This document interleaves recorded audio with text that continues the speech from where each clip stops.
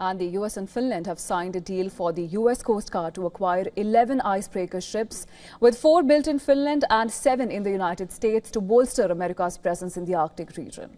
Now, the US President Donald Trump and Finnish counterpart Alexander Stubb approved a memorandum of understanding on icebreaker cooperation that is intended to lay the foundation for commercial agreements between the US Coast Guard and Finnish companies. Now, these icebreakers are crucial for the US as they are specialized, designed to navigate through icy waters in the Arctic, creating a path for other vessels to follow. The deal, which is worth approximately $6.1 billion, aims to strengthen US national security and counter growing influence from China and Russia. And other countries have more than we do, and we're buying the finest icebreakers in the world, and Finland's known for making them. They sort of have almost a monopoly on icebreakers, if you think about it. Nobody makes them like Finland. I've heard that for a long time. So we're going to have a total of 11. Well, according to Helsinki government, Finland is the world's leading producer of icebreakers, with about 80% of existing ships designed by its companies, and about 60% of them are built at its shipyards.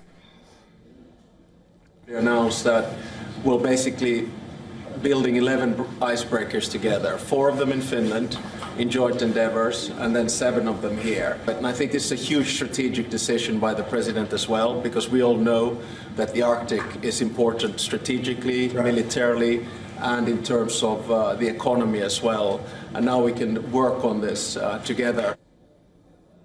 Well, Trump has also said that the United States would defend Finland, a NATO ally, if Russian President Vladimir Putin were to order an attack. He, however, courted controversy, demanding that Spain be expelled from NATO over its failure to match high defense spending requirement.